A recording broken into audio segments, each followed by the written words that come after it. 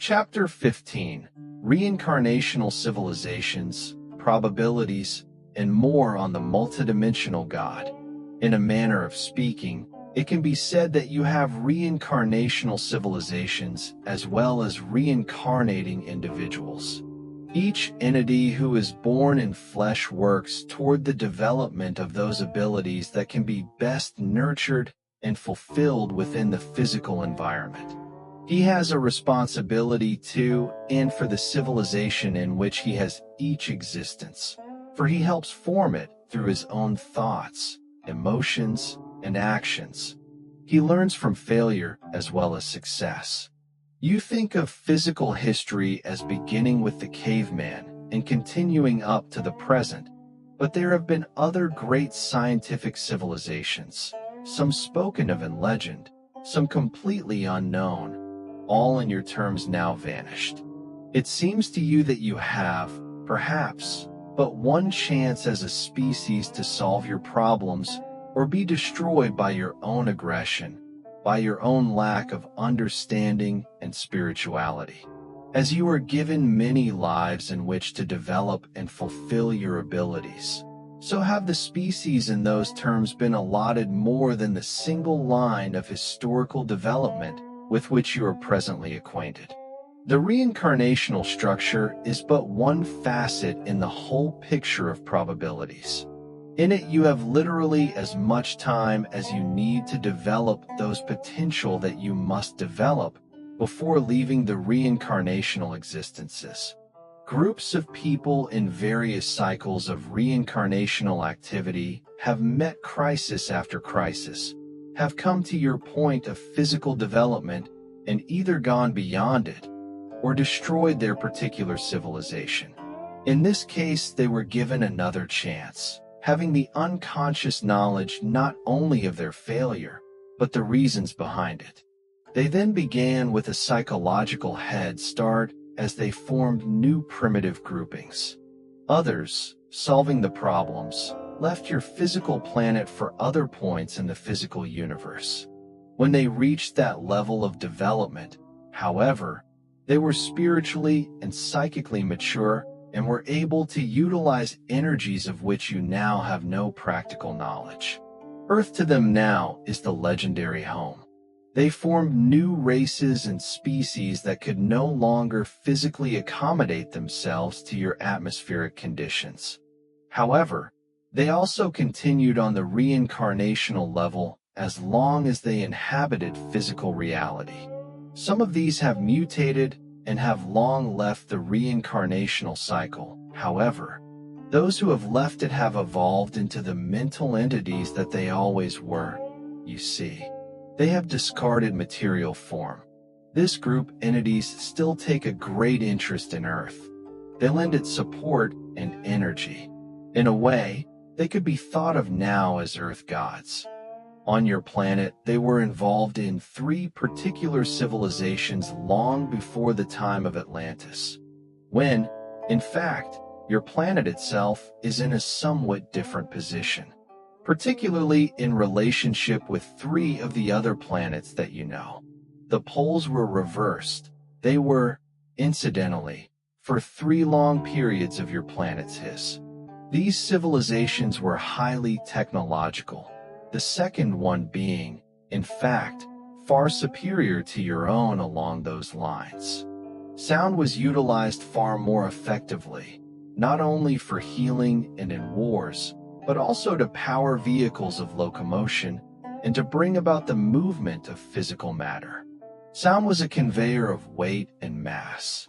The strength of this second civilization lay mainly in the areas now known as Africa and Australia. Although at that time not only was the climate entirely different, but the land areas. There was a different attraction of land mass having to do with the altered position of the poles.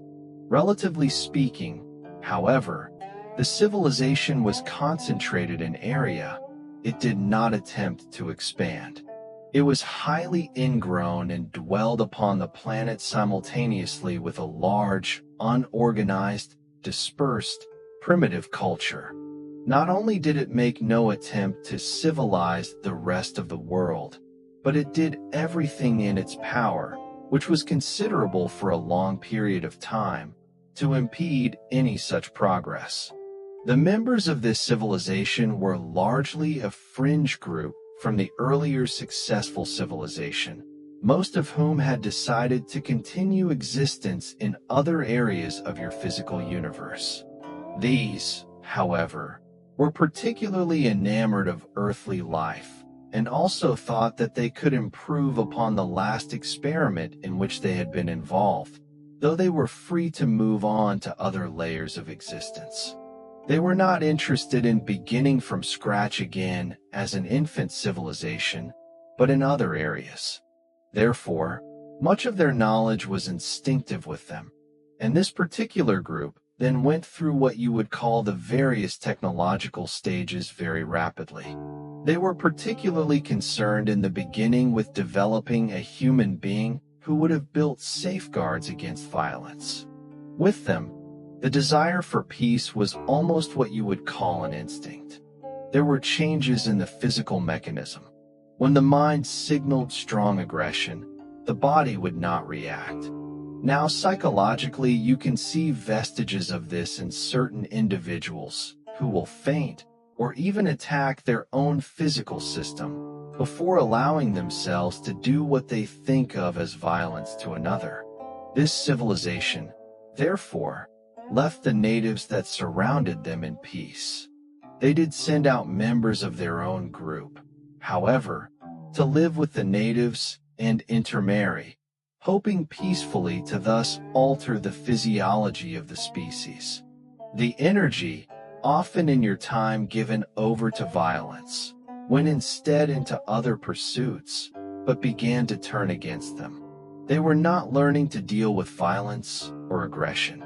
They were attempting to short-circuit it physically, and this they found had complications.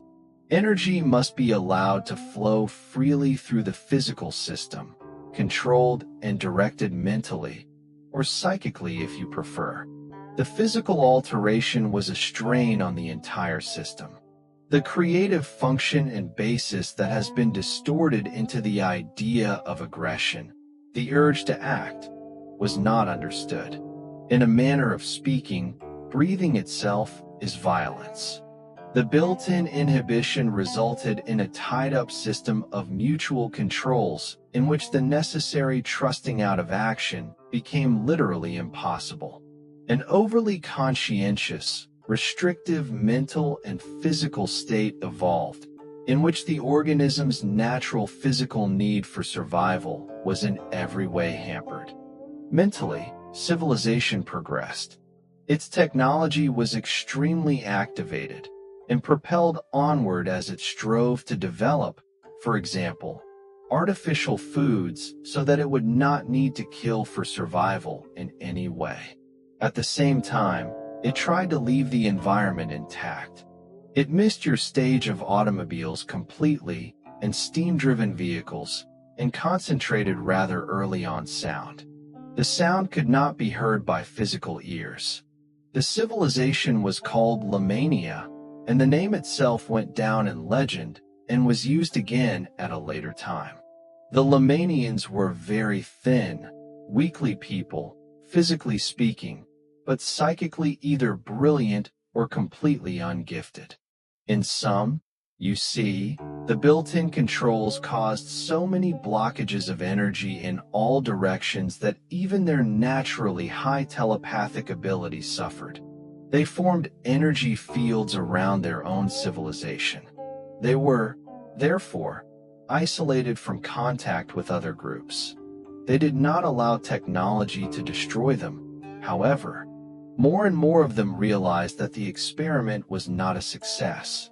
Some, after physical death, left to join those from the previous successful civilization, who had migrated to other planetary systems within the physical structure.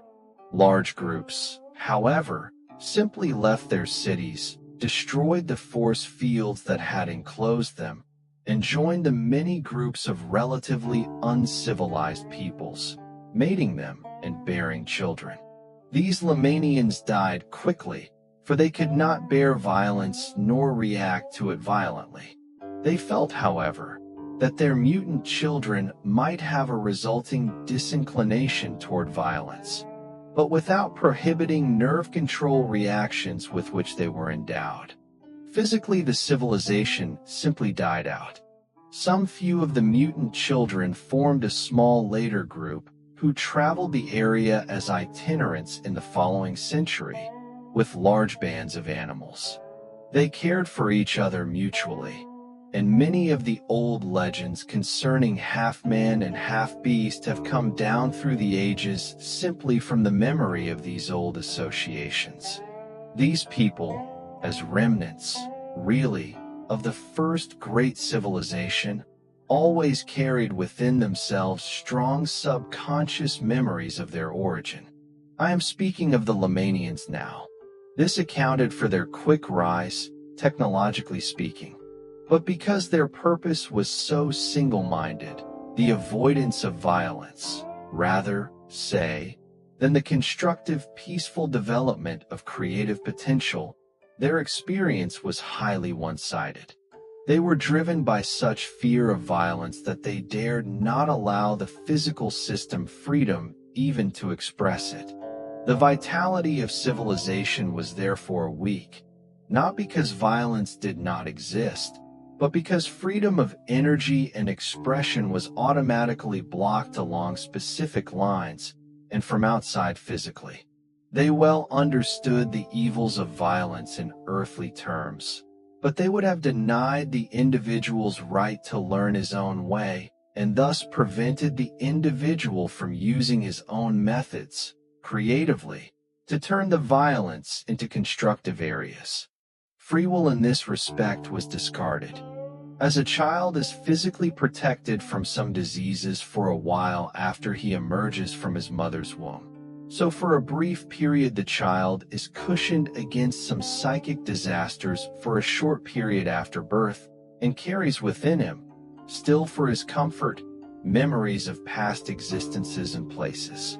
So, the Lemanians for some generations were supported by deep subconscious memories of the civilization that had gone before. Finally, however, these began to weaken. They had protected themselves against violence, but not against fear.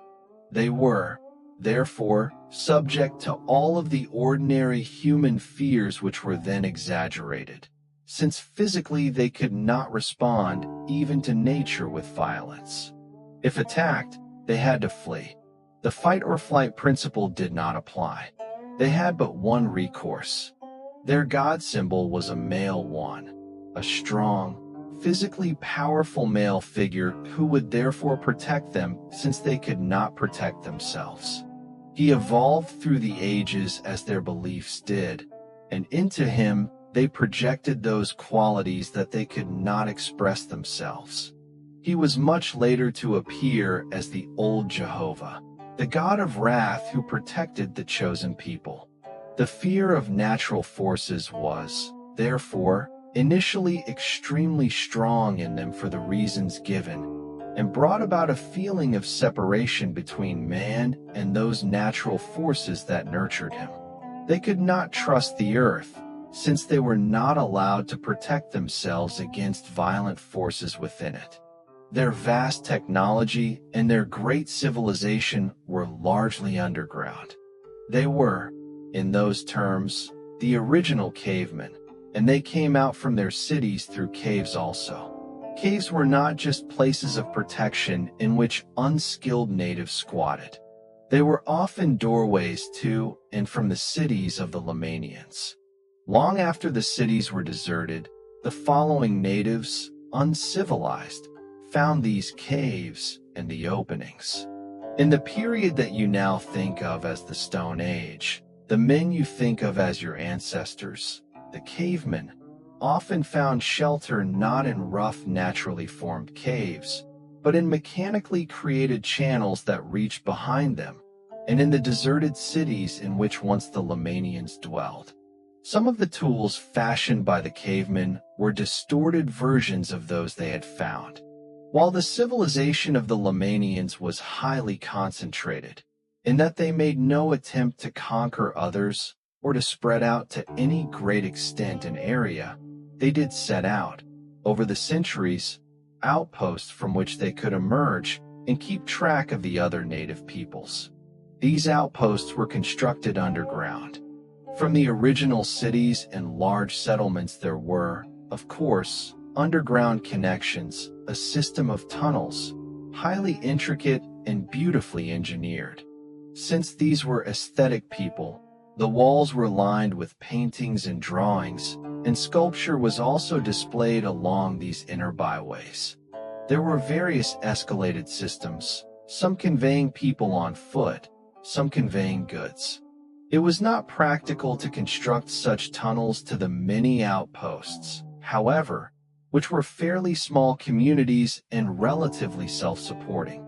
Some were a good distance away from the main areas of commerce and activity. These outposts were situated in many scattered areas, but there were a fairly large number of them in what is now Spain and the Pyrenees. There were several reasons for this, one having to do with the existence of rather giant-sized men in the mountain areas. Because of the timid nature of these Lemanian people, they did not enjoy outpost existence, and only the bravest and most confident of them were given such an assignment, which was temporary to begin with. The caves, again, served as doorways opening outward, and often what seemed to be the back of a cave was instead constructed of a material opaque from the outside, but transparent from the inside. The natives of the area, using such caves for natural shelter, could therefore be observed without danger. These people reacted to sounds that are not audible to your ears.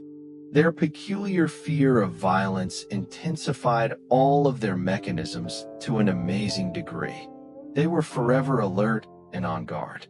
This is difficult to explain, but they could mentally pitch a thought along certain frequencies, a highly distinguished art, and then translate the thought at a given destination in any of a number of ways, into form or color, for example, or even into a certain type of image. Their language was extremely discriminating in ways that you could not understand, simply because gradations in pitch, frequency, and spacing were so precise and complicated. Communication, in fact, was one of their strongest points, and it was developed to such a high degree simply because they feared violence so deeply and were constantly on the alert. They banded together in large family groups, again in need of protection. Contact between children and parents was at a very high level, and children were acutely uncomfortable if out of the sight of their parents for any amount of tune. For these reasons, those individuals who ran the outposts felt themselves to be in a very uncomfortable situation. They were limited in numbers and largely cut off from the main areas of their own civilization. They developed, therefore, an even greater telepathic activity and a rapport with the earth above their head, so that the slightest tremor or footstep and the most minute movements above were not usual, were instantly noted. There were frequent peepholes, so to speak, through to the surface, from which they could make observations, and cameras situated there that kept the most precise pictures not only of the Earth, but of the stars. Of course, they had complete records of underground gas areas and intimate knowledge of the inner crusts, keeping careful watch upon and anticipating Earth tremors and faults. They were as triumphant about their descent into the Earth as any race ever was who left the Earth.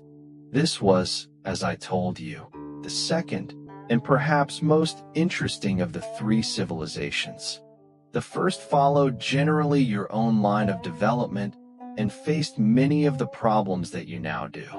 They were largely situated in what you call Asia Minor, but they were also expensive and traveled outward to other areas. These are the people I mentioned earlier, who finally went on to other planets within other galaxies, and from whom the people of the Lemanian civilization came. Before we discuss the third civilization, there are a few more points I would like to make about the second one. This has to do with communication as it was applied to their drawings and paintings, and to the highly discriminating channels that their creative communications could take. In many ways, their art was highly superior to your own, and not as isolated. The various art forms, for example, were connected in a fashion that is nearly unknown to you, and because you are so unfamiliar with the concept, it will be rather difficult to explain. Consider, for example, something very simple, say a drawing of an animal. You would perceive it simply as a visual object, but these people were great synthesizers. A line was not simply a visual line, but according to an almost infinite variety of distinctions and divisions, it would also represent certain sounds that would be automatically translated. An observer could automatically translate the sounds before he bothered with the visual image, if he wanted to, in what would appear to be a drawing of an animal. Then, the entire history or background of the animal might also be given. Curves, angles, lines all represented, besides their obvious objective function in a drawing, a highly complicated series of variations in pitch, tone, and value, or if you prefer, invisible words. Distances between lines were translated as sound pauses, and sometimes also as distances in time. Color was used in terms of language and communication, in drawings and paintings, representing somewhat as your own color does, emotional gradations. The color, however, its value of intensity, served to further refine and define. For example, either by reinforcing the message already given by the objective value of the lines, angles, and curves, and by the invisible word messages already explained, or by modifying these in any given number of ways. The size of such drawings also spoke its own message. In one way, this was a highly stylized art, and yet it allowed for both great preciseness of expression in terms of detail and great freedom in terms of scope. It was obviously highly compressed. This technique was later discovered by the third civilization, and some of the remnants of drawings done in imitation of it still exist. But the keys to interpretation have been completely lost, so all you could see would be a drawing devoid of the multi-sensual elements that gave it such great variety. It exists, but you could not bring it alive. I should perhaps mention here that some of the caves, particularly in certain areas of Spain and the Pyrenees, and some earlier ones in Africa, were artificial constructions. Now these people moved mass with sound, and, as I told you earlier, actually conveyed matter through a high mastery of sound. This is how their tunnels were originally formed, and it was also the method used to form some of the caves in areas where originally there were few. Often drawings on the cave walls were highly stylized information, almost like signs in your terms in front of public buildings, portraying the type of animals and beings in a given area. These drawings later were used as models by your early cavemen in the historical times to which you usually refer. Their communicative abilities, and therefore creative abilities, were more vital, alive, and responsive than yours are. When you hear a word, you may be aware of a corresponding image in your mind.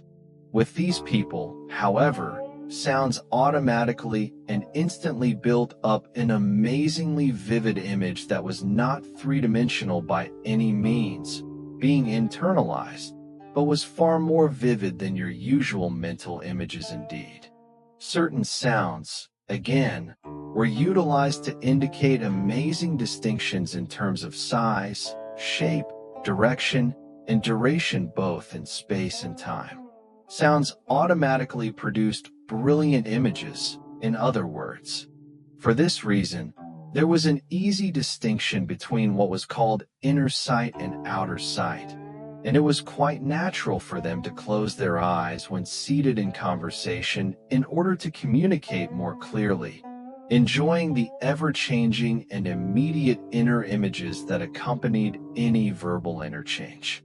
They learned quickly, and education was an exciting process, because this multi-sensuous facility automatically impressed information upon them not simply through one sense channel at a time, but utilizing many simultaneously. For all this, however, in the immediacy of their perceptions, there was an inherent weakness. The inability to face up to violence and learn to conquer it meant, of course, that they also severely hampered a certain trusting out characteristic. Energy was blocked in these areas so that they actually lacked a forceful quality or sense of power.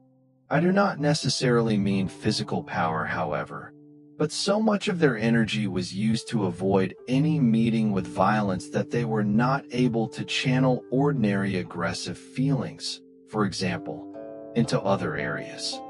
I have been speaking about the Lemanians in some detail because they are a part of your psychic heritage. The other two civilizations were in many ways more successful, and yet the strong intent behind the Lemanians' experiment was extremely volatile. While they were not able to solve the problem of violence as they understood it in your reality, their passionate desire to do so still rings throughout your own psychic environment. Because of the true nature of time, the Lemanians still exist as they were in your terms. There are often bleed-throughs in the psychic atmosphere. These do not occur by chance, but when some kind of rapport causes effects to leap between systems that otherwise appear quite separated. And so there have been such bleed-throughs between your own civilization and the Lemanians. Various old religions picked up the idea of the Lemanians' fierce god figure, for example, in whom they managed to project their concepts of force, power, and violence. This god who had meant to protect them when non-violence would not allow them to protect themselves.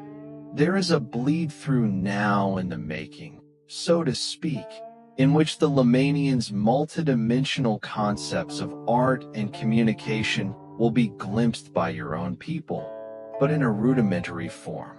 Because of the nature of probabilities, there is also, of course, a system of reality in which the Lemanians succeeded in their experiment with nonviolence, and in which a completely different type of human being emerged.